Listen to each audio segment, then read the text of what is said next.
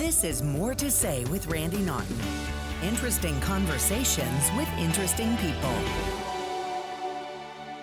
Welcome into another edition of More to Say with Randy Naughton. The podcast has been going strong and we appreciate your support, and we appreciate you following us on all of our social media platforms. And of course, we appreciate all of our sponsors, the Lemp Mansion in St. Louis, which is one of the most haunted places in all of North America. Team Jakey, which is a local organization hoping to end the stigma of mental illness and, of course, suicide prevention. STL Medical Weight Loss, we thank them. And Mostly Superheroes podcast with our podcast partner and producer, Logan Janis. Well, to say that I've been anticipating this interview for a long time is quite an understatement. We are talking St. Louis to former St. Louis Blues head coach Mike Keenan. He is now the author of the book. Here it is, called My Iron Mike, My Life Behind the Bench. And he basically chronicles his entire career from childhood all the way up to even last year, about being connected with NHL, KHL, hockey around the world. Mike Keenan, thank you for joining us. I so appreciate it. Thank you so much for having me. It's been a long time since I was interviewed by anyone in St. Louis. Yeah, so nobody's asked you about your book yet? No one. You're the first out of St. Louis. Of course, I've had a lot of interviews out of New York and various other cities, right, but none out of St. Louis. Well, I got to say right out of the gate, I'm not afraid of you anymore. You were scary when you were the coach of the Blues in many ways, but here you are smiling. Immediately to me, because you're away from the game, you seem like a different guy. And I know that you've had some health scares. You survived prostate cancer. You went through heart surgery last year. I do have a heart, by the way. He does have a heart, and the doctors can prove it. Do you think that has changed your demeanor of being Iron Mike? I think that handle evolved over time, certainly. And as you would see in the book, I reference myself driving myself to distraction at time with the intensity about winning and the passion that I showed and the principles I live by. I would still live by them, but the methodology could have been softened a little bit.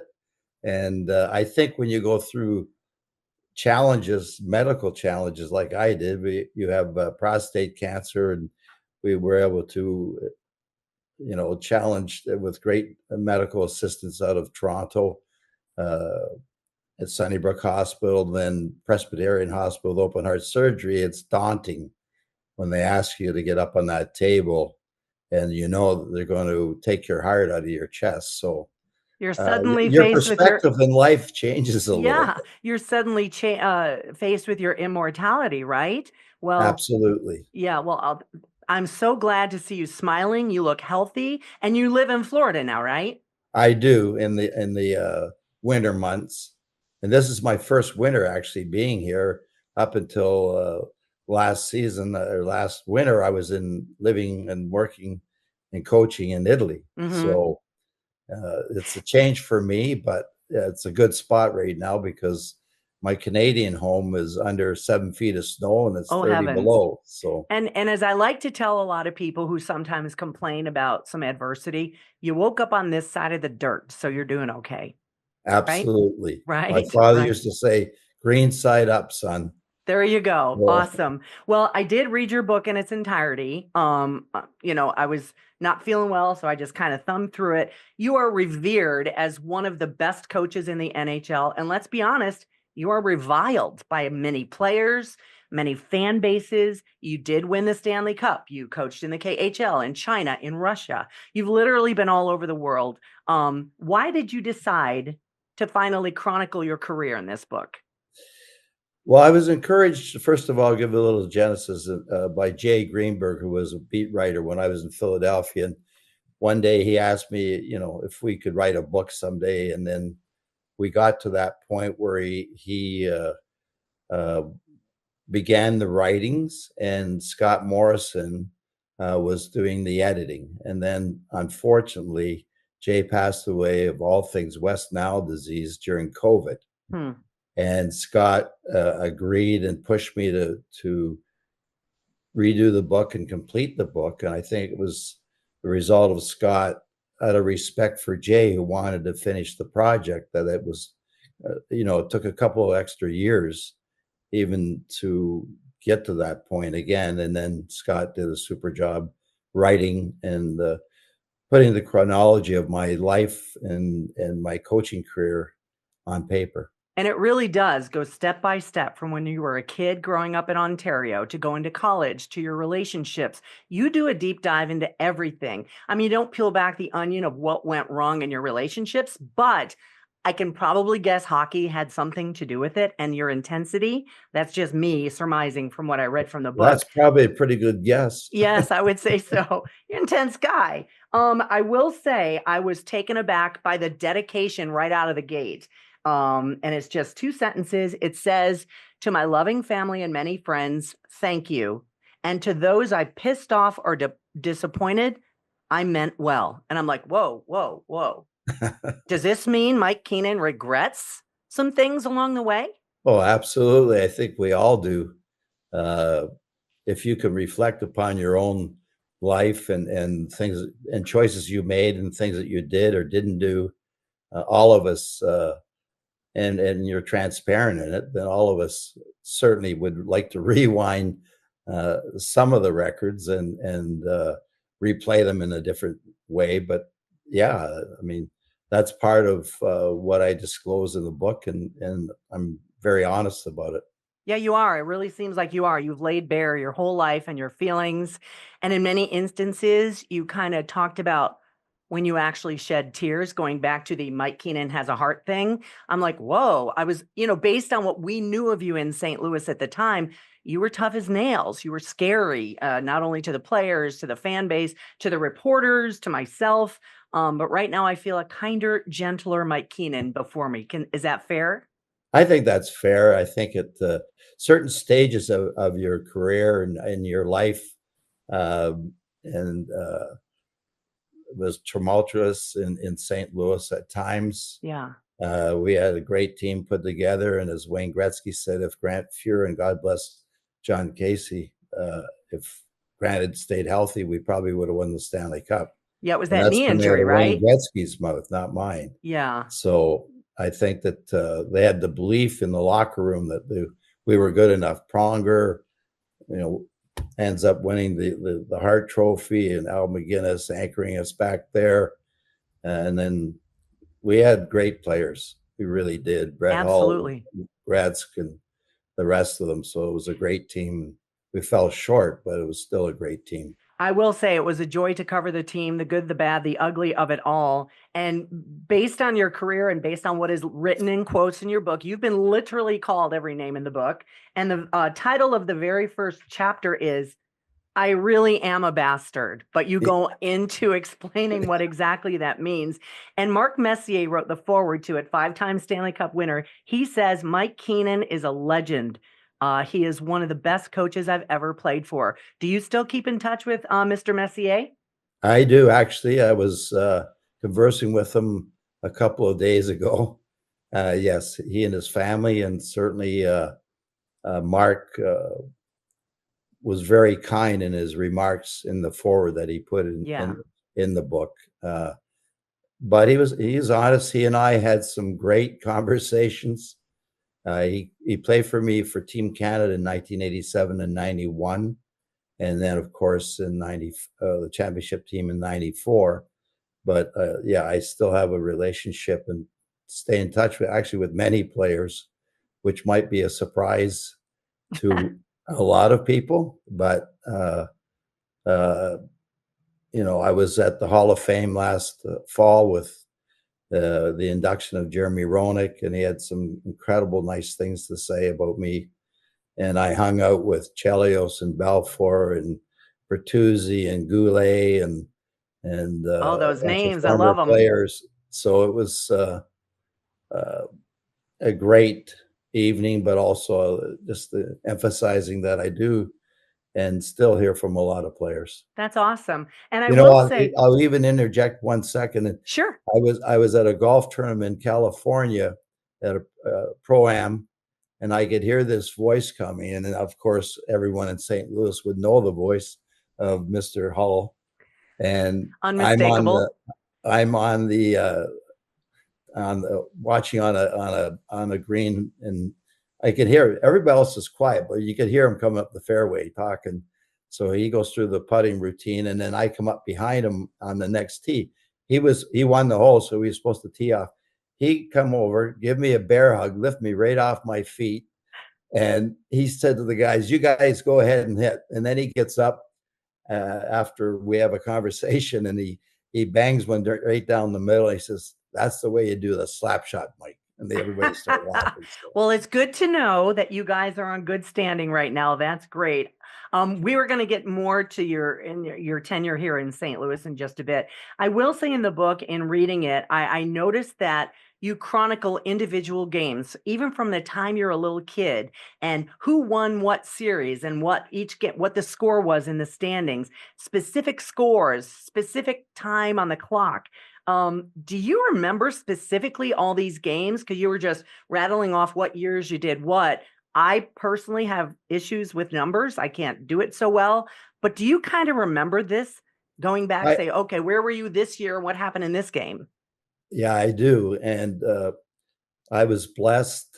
Uh, Coaching is the art and science of handling people, but the mathematical side of it, and if I'd ask you how many minutes are in the regulation hockey game, you probably would have said 60. 60 minutes. Yeah. Well, there's actually 720 because it's the distribution of your 360, and you play the goalie for 60. Now the distribution of 300 in your team, but also the responsibility. So I could computerize all of that for both teams, and probably after a game tell you within 30 seconds what every player played, and that's a penalty free game.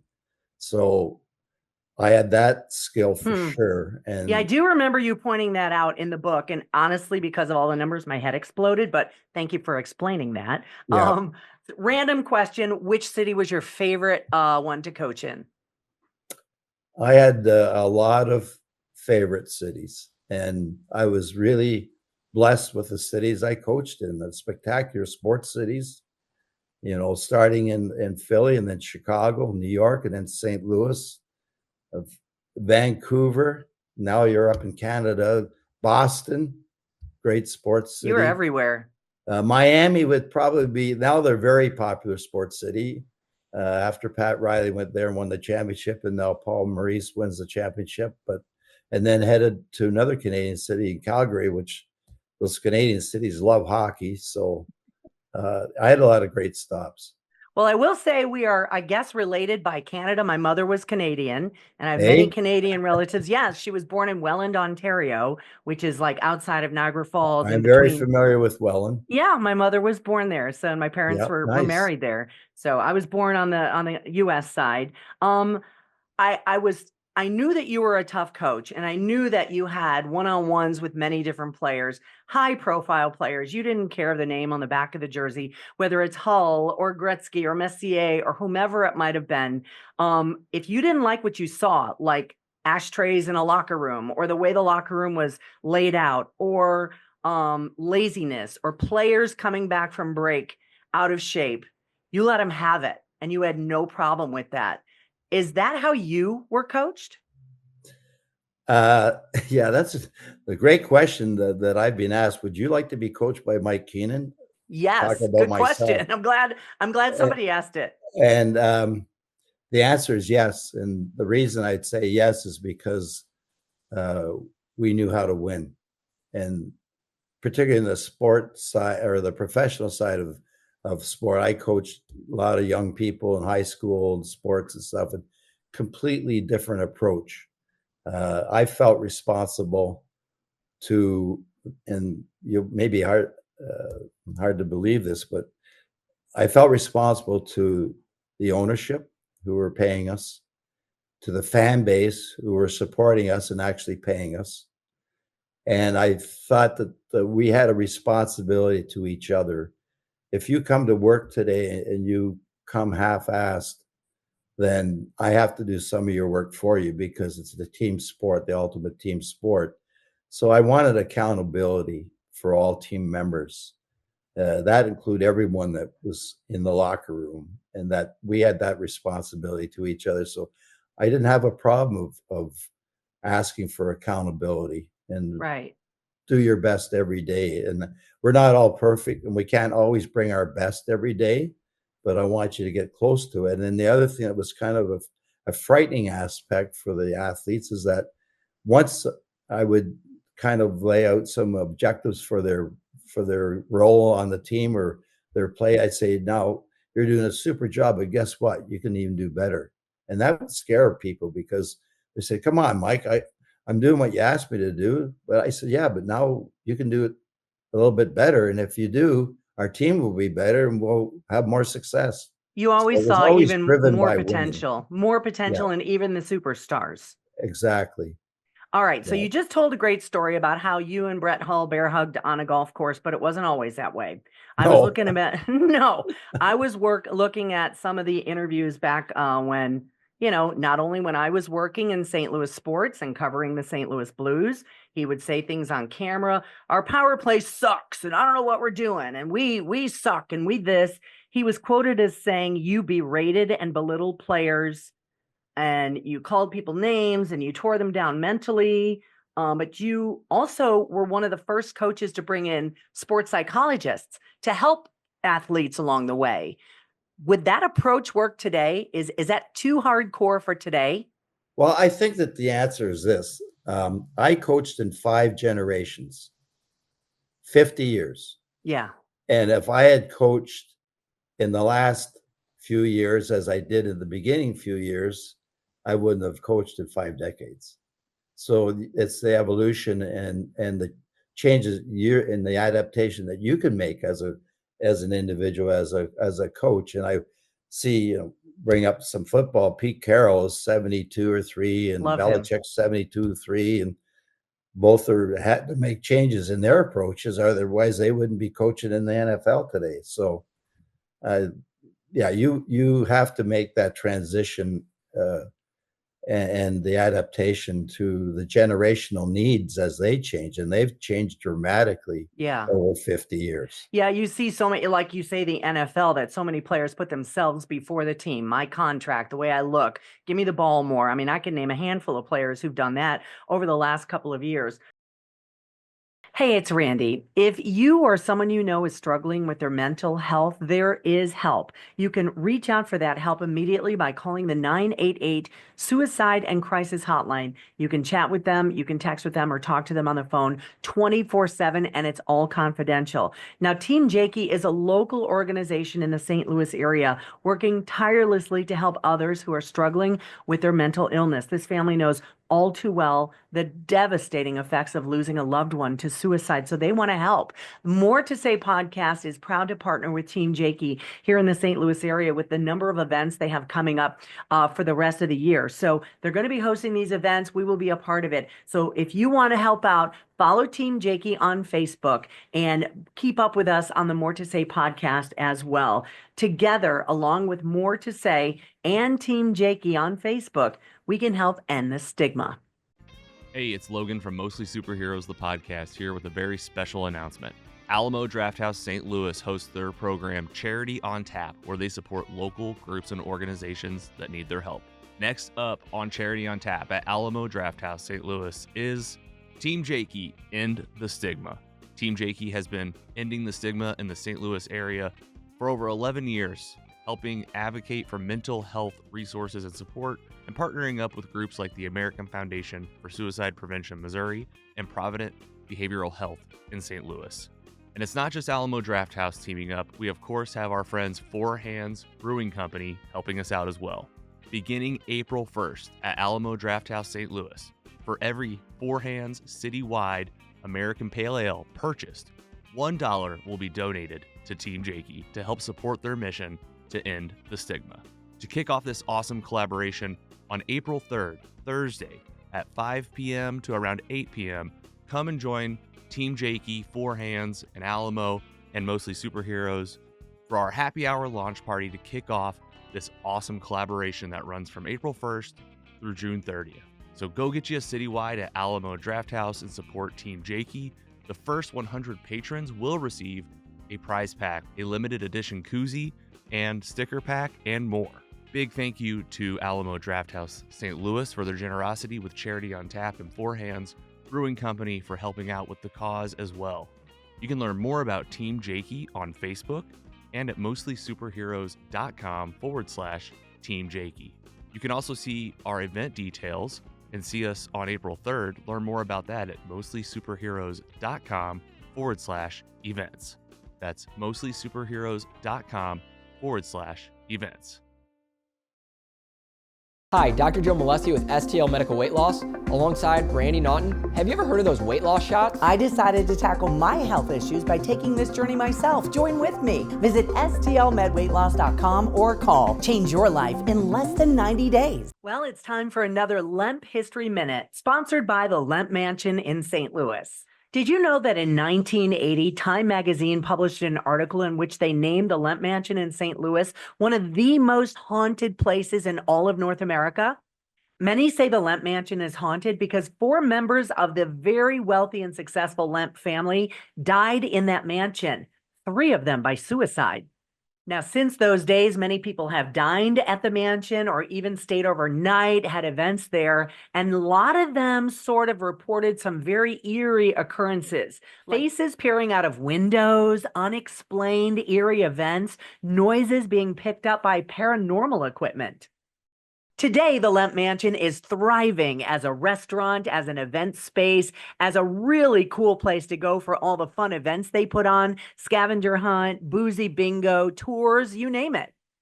And this is the perfect time of the year to book you and your friends at the Lemp Mansion, whether it's just to have a lunch or a dinner, or if you dare, stay overnight. And if you haven't visited the Lemp in a while, do check them out and all the great events they have. Their website, lempmansion.com. Looking back, and I think I know the answer to this, just a simple question. Would you have done anything differently? Absolutely. As I said, that the management of myself was one of the biggest challenges.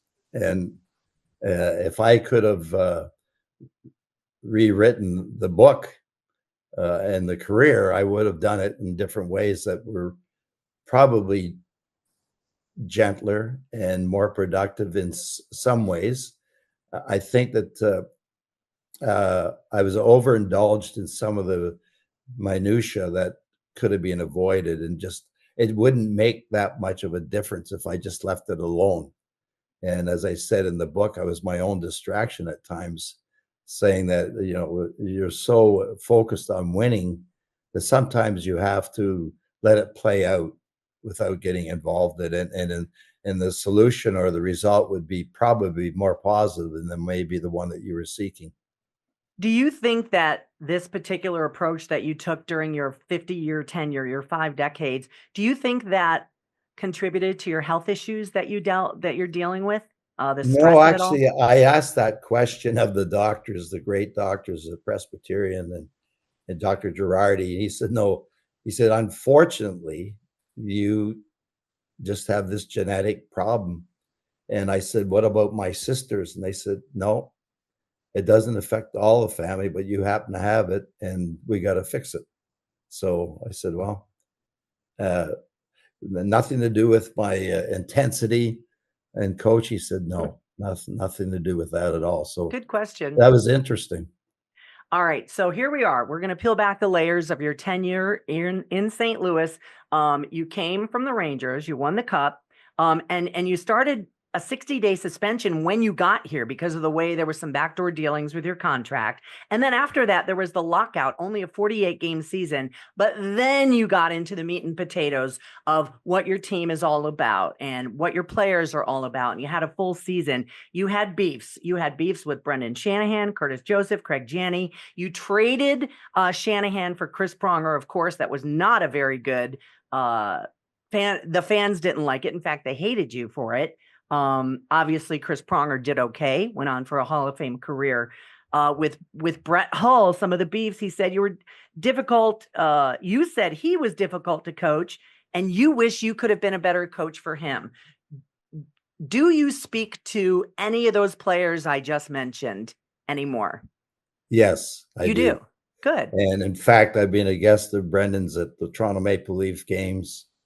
And I obviously have spoken to Brett. Mr. Pronger is a friend. So I think some of it, the background, I don't know if I laid this out, and I was ordered to trade the 3 top players that were being paid at the time. And Brendan was one, Brett was the other, and Al McGinnis. And I said, there's going to be a major fallout here to the ownership group. That's after Mike Shanahan was dismissed. Right. And they said, well, we don't care. We're going to live here and you're not. So you're going to take the heat. And I specifically remember walking to the press conference with an individual. I won't tell who it is. He was on the executive. We got to the doors. I opened the door to go into the press room. He stepped back and walked away. And I'm already through the door. He left you on your own. Yeah. I said, oh, come on. But that's when I traded Brendan. And, Chris was a great acquisition for the St. Louis Blues and for the league, and matured and came along. But it was a tough trade, but I was ordered. And then after the fallout, after that trade, they said, well, don't trade the other 2 right now. There was too much fallout. So you told them that. Yeah. And so that's the way it worked out or transpired. I said before, there's going to be a hell of a real big fallout here, because I said Brendan's extremely popular. Yeah. Yeah. So the Kiel Center, as you knew it when you coached with the Blues, is now called the Enterprise Center. What do you think the reaction of the fans would be if you stepped back out on the ice or behind the bench there? They'd boo me. I would think. I don't know. Would you be welcome in St. Louis, do you think, or no? I really don't know. Maybe some restaurants that I used to frequent. Yeah. But in the public, I don't know. That'd be a good question for me to ask you. I don't know. I think time heals a lot of things. Yes, it does. And I did see another recent interview with Brett, who said, you know what, I'm not a grudge holder. And the fact that he's bear hugging you on a golf course and Brendan's inviting you up north to Toronto Maple Leaf games, I think that's great. We all tend to grow up, and some things kind of open up our eyes. Could be health issues, could be having grandkids, which I know you cherish your grandchildren. You mentioned that in the book many times, which I thought was lovely. I do want to talk to you. In one point of the book, you talk about your tenure in St. Louis, and you flat out partially blamed the media for your departure. Can you explain that more? Well, I think that Budweiser, who then eventually took over the team, and we had a meeting with the president, and that involved it was Bob Berry, Roger Nielsen, Jimmy Roberts, Jim Pappin, Bob Plager, and they interviewed them all separately, nobody else in the room. And I was the last to be interviewed. And they came to the conclusion in the interview that you, Mike, actually liked the players a lot more than the others. And to their surprise, but because of all the controversy in St. Louis, we're going to have to let you go. And then it became very controversial between myself and Budweiser, because they owed me quite a bit of money, and they didn't want to pay it. So I had known after leaving New York what Commissioner Bettman had put into place so he could control a lot of contract issues amongst employers and employees. And they weren't aware of it. They were new owners and they didn't do their homework. So when I called Mr. Bettman to have a hearing, he did. And I think that really surprised the owners, Budweiser at the time, that they weren't aware of such a possibility. And they threatened me that they would take me to the St. Louis court and I would be drained of all my finances, but it didn't happen. Well, you do mention one place in the book where if there was, say, the morning skate and somebody said, "Oh, a player griped about something," then we'd go back to you and say, "So and so said this, and so and so." It was kind of a back and forth thing, which you mentioned how you didn't like that. No, I think that it's like a family. If you have disagreements, you keep those disagreements around the kitchen table. You don't go out and tell all your friends about it. So. Unfortunately, they had access, and maybe it was something that had developed in St. Louis prior to my arrival. I'm not sure, but there was an expectation, maybe from the media, that they would have access to the players, and that players probably, in some cases, should have shown more restraint and say, that's within the family. We don't discuss that. Mm-hmm. That never happened all the time. Yeah. So I do want to bring up the fact, and this is another reason I'm very happy to be speaking with you. One time at a post-game interview, and I don't know if you recall this, you said, well, you did mention the media, and you said the media asked about this. That gal asked about the power play. And the Post-Dispatch Blues beat writer at the time, he called me and he said, "Keenan just called you out. What did you ask him?" I said, "I wasn't even at the game. What are you talking about?" And I saw your commentary, and then he brought it up to you that Randy never said this. She wasn't there. And I don't think you had an answer. So my question to you is, what was your problem with me? I didn't have a problem with you, but I was probably under the impression, not about you, but anyone, that the media knew too much in St. Louis about the personal aspect of the team. And that would be, a cover for a lot of different issues that you don't talk about in public. Then sports people shouldn't talk about it. So that's probably how that transpired. Well, I forgive you. I don't feel hurt anymore. And I just definitely wanted to ask you that question, because literally, what is it, 30 years now? I've been wondering, what the hell did I do to Mike Keenan? And I've been quoted as saying he hated me, but I don't know why. But it seems like you didn't. I didn't. No, I didn't hate you at all. I didn't know if it was a female in the locker room. I was one of the only female. I didn't know what it was. Yeah. I didn't know what it was. But I'm sorry you felt that way for such a long time. We should have spoken years ago. I can bury the hatchet. We're good. I'm going to ask you just a random few questions. What is your everyday life like now? Before you came on, you said you were in some meetings. And I know you had to bow out of coaching the Italian team because of your health issues in the Olympics, correct? So That's correct. What do you do with your day now? You said you're in meetings. What are you doing with yourself? Yeah, well, first of all, I'm still doing quite a bit of charity work. And that involves speaking at banquets or golf tournaments and things of that nature that raise money for various charities. I'm very involved in that.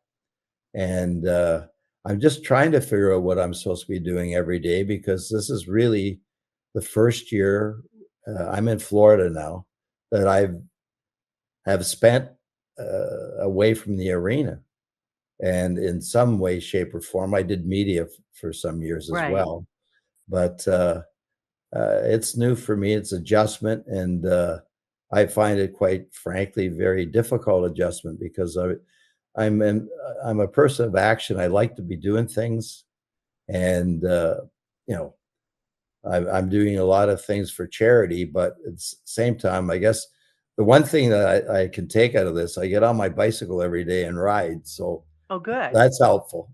That's awesome. Well, you do look amazingly healthy. Heart surgery. So yeah, that's pretty amazing. I too have retired from media. I don't get up in the middle of the night. I was on TV in St. Louis for 30 years, 10 years in Buffalo prior to that. So I had a pretty long career, but I too am one of these, got to do something. I don't know how to be retired. I'm not a lady who lunches. So this is why I'm doing this now, and I'm enjoying it thoroughly. I get to do deeper dive things into like what we're doing.